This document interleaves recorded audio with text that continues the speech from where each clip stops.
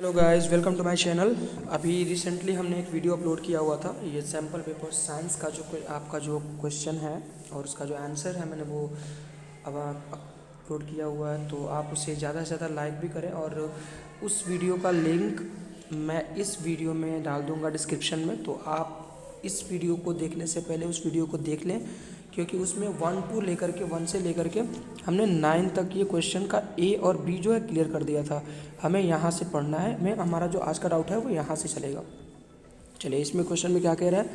A carbon compound having melting point 156 के and boiling point is 351 के with molecular formula C2H6O is soluble in water in all proportion. Identify the ए। अब यहाँ देखिए, आपको ये समझ के कन्फ्यूजन हो गया होगा। असल में ये लिखा हुआ है C2H5 और OH। ये H जो है ना, ये H इसमें ले जाके ऐड कर दिया, इसलिए C2H6 लग रहा है आपको। बट असल में ये जो फॉर्मूला है वो यहाँ पे इस पॉइंट को देखने के बाद ये क्लियरली दिख गया है कि ये इथेनॉल है। इथेनॉल है, ठीक है। अब इथेनॉल को इथाइल अल्कोहल भी कहते हैं, इथेनॉल है, ठीक है। इसका केमिकल फार्मूला जो होता है वो होता है C2H5 और OH। यहाँ पे हाइड्रोक्सिल जो है, हाइड्रोक्सिल सीरीज लगता है। तो इसमें हमने ये देखना है कि क्या कह रहा है उसके आगे कि draw it's electron dot structure. चलिए, इसका स्ट्रक्चर डॉट करते हैं। सबसे पहले C2 है ना, तो C2 को जोड़ते हैं। यहाँ से ऐसे थोड़ा सा मैं कलर चेंज कर देता हूँ ताकि डिफरेंट लगेगा। ये कलर मैं चूज कर लेता हूँ, ये और फिर ये, ठीक है। फिर अगेन कार्बन आएगा, फिर यहाँ पे, फिर यहाँ पे, फिर यहाँ पे, फिर यहाँ पे, ठीक है। ये हो गया C2। आप चाहे तो क्रॉस का भी यूज कर सकते हैं ऐसे, ताकि बॉन्डिंग के टाइम को आसान लगे। C2 है, फिर H5 है और OH है, तो यहाँ पे ये OH लगा देते हैं, ये OH लगा देते हैं, ठीक है। अब थोड़ा सा इसमें चेंजिंग लाते हैं, ये ऐसे, ठीक है, और फिर ये ऐसे, और इसमें ये थोड़ा सा यहाँ पे लगा देते हैं। यहाँ भी H होगा और यहाँ भी H होगा और यहाँ भी H होगा और यहाँ भी H होगा और यहाँ भी H होगा। फिर इसको इससे, फिर इसको इससे, फिर इसको इससे। ये हो गया हमारा structure, electron data structure C2H5OH। अब इसमें देखिए आपको 5 हाइड्रोजन दिया हुआ है, कार्बन 2 है और यहाँ पे ये OH लगा हुआ है। चलिए, फिर बोल रहा है क्या कि give the molecular formula of any two homologous series of A. अब यहाँ देखिए, जब इथेनॉल है तो होमोलोगस सीरीज बनाना है तो आप मिथेनॉल दे सकते हैं, इथेनॉल के बाद में प्रोपेनॉल भी दे सकते हैं, यानी इसके आसपास का ही देना है, इससे मिलता जुलता ही देना है। तो इथेन के बाद प्रोप आता है और मिथेन से पहले मिथेनॉल आता है, तो ये दोनों ही हैं, ठीक है। अब इसका मॉलिक्यूलर फार्मूला क्या होगा, तो मिथेनॉल का होता है CH3OH हो जाएगा, मिथेनॉल हो गया। और प्रोपेनॉल की जब बारी आएगी तो C3H7OH हो जाएगा, ये हो गया प्रोपेनॉल, ठीक है। चलिए आगे बढ़ते हैं। ये मैंने पहले ही बताया था कि मैं बायोलॉजी का क्वेश्चन सॉल्व नहीं करूँगा। ये देखिए 11 नंबर क्वेश्चन एक बहुत ही ईजी सा क्वेश्चन। इसमें कह रहा है कि एक आदमी जो है वो इतना रुपए पर किलोवाट आवर, यानी 1 यूनिट का चार्ज उतना पे करता है from the main electricity board. He generates the maximum power of 2 kilowatt, यानी 2 किलोवाट उसका मैक्सिमम चार्ज यूज कर रहा है, पावर है, वो 3 घंटे तक यूज करता है। तो टोटल यूनिट तो किलोवाट आवर होता है, यानी 2 में आप 3 से गुना कर दीजिए, यानी कि 6 kWh, यानी 6 किलोवाट आवर हो गया उसका टोटल एनर्जी, ठीक है। अब एक यूनिट का कितना है, 3.5 है ना, तो 6 का कितना हो जाएगा, तो क्या करेंगे, इस 3.50 से 6 से मल्टीप्लाई कर देंगे, यानी कि 3.5 × 6 जो भी होगा उतना रुपया उसको पे करना पड़ेगा। चलिए, ये 1 मार्क का क्वेश्चन था। इसमें 2 मार्क्स का टाइप का क्वेश्चन है, क्योंकि टोटल 3 मार्क्स का पूछा जाएगा ये। चलिए उसके आगे देख लेते हैं हम लोग। ये बी नंबर क्वेश्चन में, a student boils a water electricity kettle for 20 minutes using the same main supply. He wants to reduce boiling time of water. To do so should he increase और decrease the length of the heating element, justify your answer. अब यहाँ देखिए, वो उसी main supply में 20 minute तक वो केतल को इलेक्ट्रिसिटी पास आउट कर रहा है, वो एक पानी उबाल करने के लिए, ठीक है। वो चाहता है कि उबलने का जो टाइमिंग है वो रिड्यूज हो जाए, डिक्रीज कर जाए। तो उसको लेंथ में क्या करना चाहिए? अब देखिए, लेंथ जो होता है वो डायरेक्टली प्रोपोर्शनल होता है आर के, ठीक है, रेसिस्टेंस के, क्लियर है। और पावर बराबर होता है यानी वी स्क्वायर बाई आर। तो यहाँ पे आर जो है ना, आर इसका क्या हो गया, इन्वर्सली हो गया। लेकिन आर जो है वो लेंथ का क्या है, डायरेक्टली प्रोपोर्शनल है। तो उसको लेंथ ऑफ वायर के साथ में, ठीक है गाइज। तो हमारा जो लेंथ होगा वो मैंने पहले क्या बताया था कि ये लेंथ जो होता है ना, ये जो लेंथ होता है वो डायरेक्टली प्रोपोर्शनल होता है आर का। तो आर जो है पावर के तुलना में वो क्या है, रेसिस्टेंस, यानी कि वो डिक्रीज करेगा। ये आर जो है वो डिक्रीज कर रहा है क्योंकि इन्वर्सली प्रोपोर्शनल है, क्योंकि इसको बढ़ाना है हमको। तो पावर बढ़ाने के लिए रेजिस्टेंस को डिक्रीज करना पड़ेगा। तो जब रेजिस्टेंस डिक्रीज हो जाएगा तो ऑब्वियसली बात है कि लेंथ भी डिक्रीज करेगा। चलिए आगे देखते हैं 12 नंबर क्वेश्चन में। कह रहा है in the above circuit if the current reading of the ammeter is 2 ampere. अच्छा ठीक है, what would be the value of R1। अच्छा यहाँ का हमको वैल्यू निकालना है, ठीक है। यानी कि हमारा जो I का जो वैल्यू है वो 2 एम्पियर दिया हुआ है और V का जो वैल्यू है वो 30 वोल्ट है, ठीक है गाइज। तो अभी तो सबसे पहले हमें क्या करना है, हमें टोटल इक्विवेलेंट रेजिस्टेंस निकालना पड़ेगा। चलिए देखते हैं कैसे निकालेंगे हम लोग, ठीक है। यहाँ से ऐसे चलिए आगे देखते हैं तो कैसे निकालते हैं। सॉल्व करने के थोड़ा समय लगेगा हमको, तो आप वीडियो में बने रहें। देखिए इसको सॉल्व करने के लिए हमें सबसे पहले क्या करना पड़ेगा कि इसमें ये जो तीनों जो दिख रहा है ना, ये तीनों पैरेलल सीरीज का कॉम्बिनेशन होगा और इन तीनों को जोड़ने पर जो इक्विवेलेंट आएगा वो आपस में ये तीनों मिलके सीरीज कॉम्बिनेशन कहलाएंगे, ठीक है। तो सबसे पहले हम ये पता करते हैं कि इसमें टोटल रेजिस्टेंस है कितना। तो देखिए V बराबर होता है IR, V is equal to होता है IR और V कितना है 30 वोल्ट, यानी 30 इज इक्वल टू I कितना है 2 इंटू R, यानी कि ये 2 इधर मल्टीप्लाई में जाकर डिवाइड में हो जाएगा, यानी हमारा टोटल R इसमें है 15 ओम का है, ठीक है। 15 ओम का R हो गया। अब चलिए अब हम बस बहुत ही आसान क्वेश्चन है गाइस। अब यहाँ देखिए इस क्वेश्चन में हम लोग क्या करेंगे, ये R1 और ये 10 और 5 इन तीनों को ऐड करना है पैरेलल कॉम्बिनेशन में। तो 1/R1 प्लस 1/5 प्लस 1/10, ठीक है गाइज। तो अब इसमें इसका LCM ले लेते हैं क्या, 10R1 ले लीजिए, सीधे सीधे ले लीजिए 10R1, ठीक है। 10R1 टेंशन ही खत्म हो जाएगा। ये R1 से R1 करिए, जाएगा 10 हो जाएगा, प्लस ये 2 तो ये जाएगा 2R1 हो जाएगा, ठीक है गाइज। 2R1 और ये हो जाएगा 1R1, क्योंकि 10 से 10 डिवाइड होगा तो ये 1R1 हो जाएगा। यानी टोटल बैलेंस कितना आ गया हम लोगों का, टोटल वैल्यू कितना आ गया 10 प्लस 2 और 1 3R1 बाई 10R1, यही हमारा वैल्यू होगा फाइनल, ठीक है। ये इन तीनों का गाइज, इन तीनों का वैल्यू है।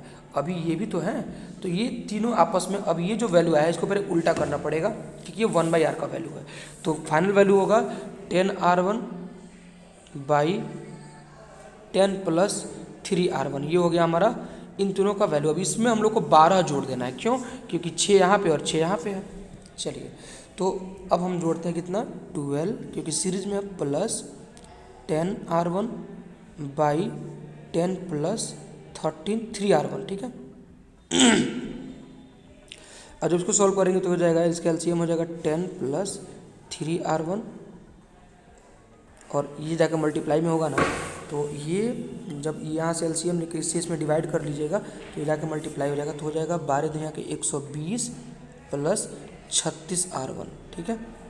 और प्लस में 10 जो है उसमें ऑलरेडी है ये है, तो 36 10 46, इसका मतलब कि 120 plus 46R1 by 10 plus 3R1, यही हो गया हमारा इन सब का इक्विवेलेंट वैल्यू।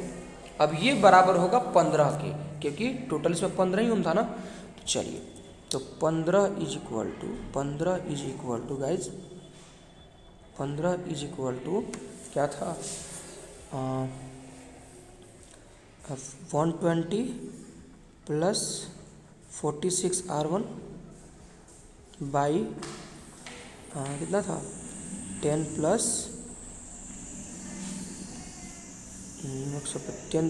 3R1 था ना, 10 प्लस 3R1 था, 3R1 नहीं था। चलिए अब ये मल्टीप्लाई होगा ना तो हो जाएगा 150 plus 45R1 is equal to 120 plus 46R1, ठीक है। और अब इसको जब सॉल्व करेंगे आप तो ये जाके उससे माइनस में हो जाएगा, तो ये हो जाएगा कितना 30 इज इक्वल टू, और ये जो प्लस में इधर आके माइनस में, तो R1 का वैल्यू यानी हमारा जो R1 जो है वो 30 ओम का है guys, 30 ohm, 30 ohm is right answer. चलिए अब यहाँ पे देखिए और का क्वेश्चन क्या है।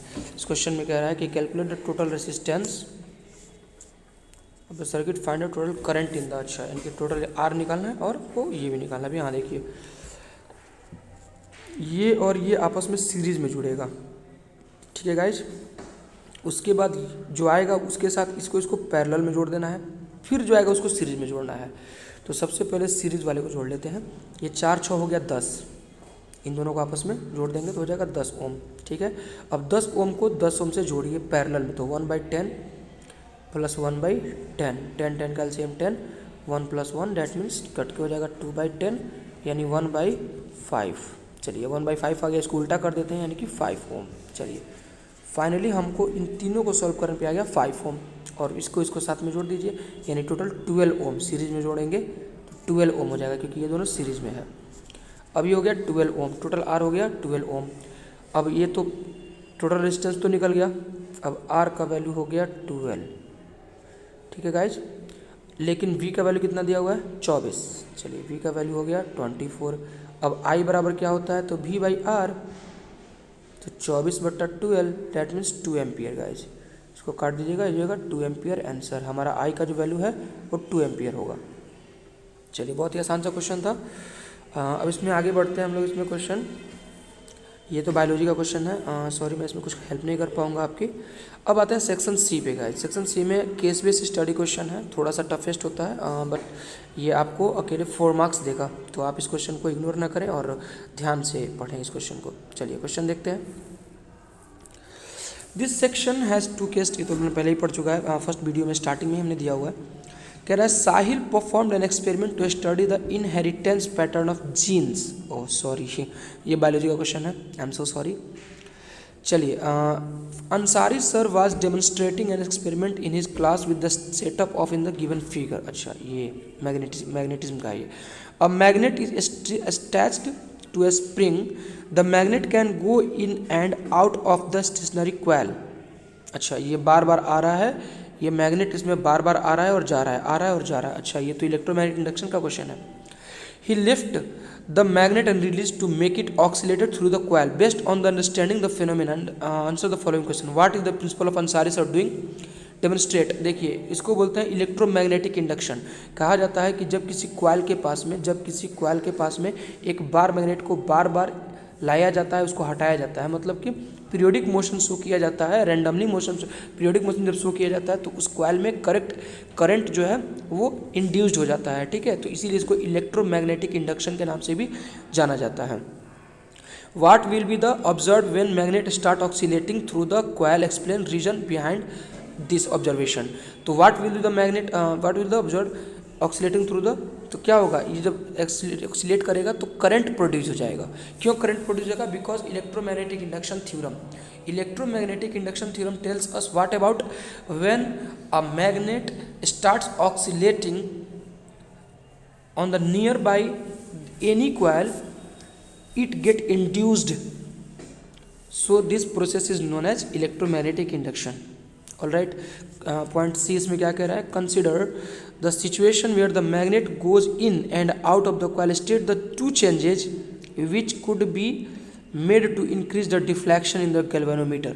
अच्छा इसमें कह रहा है कि आप अगर चाहें तो उसमें गैल्वेनोमीटर एक बार ऐसे जाएगा, ऐसे चलाएगा, लेकिन अगर कभी थोड़ा सा जाएगा, थोड़ा सा जाएगा, तो आप चाहते हैं बहुत ही ज़्यादा मतलब करे, तो क्या तरीका है, तो आप उसमें जो स्पीड है, जो रैंडमली जो आप ऑक्सीलेटिंग करा रहे हैं उसका स्पीड बढ़ा देंगे, तो डिफ्लेक्शन का जो इंक्रीजमेंट है वो बढ़ेगा, बहुत ही ज़्यादा बढ़ेगा। डिफ्लेक्शन जो होगा वो बहुत ही ज़्यादा इंक्रीज कर जाएगा उसका स्पीड बढ़ा करके, ठीक है। उसके अलावा मैग्नेटिक फील्ड को स्ट्रॉन्ग करके भी हम लोग कर सकते हैं ये चीज़, ठीक है। फिर बोल रहा है क्या, in is there any difference in the observation in the galvanometer when the magnet swings in and then out of the station, justify your answer. Okay चलिए इस क्वेश्चन का आंसर हम लोग अब बताते हैं क्या होगा। ओके गाइज, तो हम लोग यहाँ पे क्या देखते हैं, इस क्वेश्चन का आंसर जो होगा वो इस क्वेश्चन में कह रहा है कि क्या डिफरेंस होगा गाइज, जब मैग्नेट इन करेगा तो आपका एक डिफ्लेक्शन होगा, बस ओनली वन डिफ्लेक्शन, ठीक है, एक डिफ्लेक्शन हो गया, और जैसे ही आउट होगा ये वापस फिर उसी जगह पे चला जाएगा, मोमेंट्री डिफ्लेक्शन दिखाएगा, एक मोमेंट, सिंगल मोमेंट, यानी ऐसे नहीं है कि आप ऐसे जाएगा तो ऐसे ऐसे ऐसे ऐसे करते रहेगा, नहीं गाइज ऐसे नहीं करेगा वो, ठीक है। तो यही डिफरेंस है। और दूसरा उसमें कह रहा था कि ऊपर वाले क्वेश्चन में एक और पॉइंट हमने मिस करी थी, उस पॉइंट में क्या था कि अगर आप चाहते हैं कि डिफ्लेक्शन बहुत ज़्यादा हो तो क्या तरीका है, तो डिफ्लेक्शन अगर ज़्यादा कराना चाहते हैं तो आप मैग्नेट का पावर स्ट्रॉन्ग करके, यानी 2 या 3 मैग्नेट का यूज कर सकते हो उसमें मिला करके, या फिर नंबर ऑफ टर्न बढ़ा करके, गाइज नंबर ऑफ टर्न, यानी जो कॉइल में जो टर्न है ना उसको, नंबर ऑफ टर्न को अगर आप इंक्रीज कर देते हैं तो ये हो जाएगा। फिलहाल आप ना ही ये क्वेश्चन होता है, ये सैम्पल पर का ये सारे क्वेश्चन मैंने करा दिए फिजिक्स और केमिस्ट्री से रिलेटेड। तो अगर आपको कोई भी दिक्कत होती है तो आप मैसेज करें, कमेंट करें। और गाइज ये जो क्वेश्चन था, ये क्वेश्चन सिर्फ क्लास 10th में नहीं है, ये क्वेश्चन 11th में भी है, और आपके आगे बहुत सारी चीज़ों में ये क्वेश्चन आते जाते रहते हैं। तो आप इस वीडियो को ज़रूर से ज़रूर देखें, लाइक ज़रूर करें और शेयर ज़रूर करें guys. Thank you very much.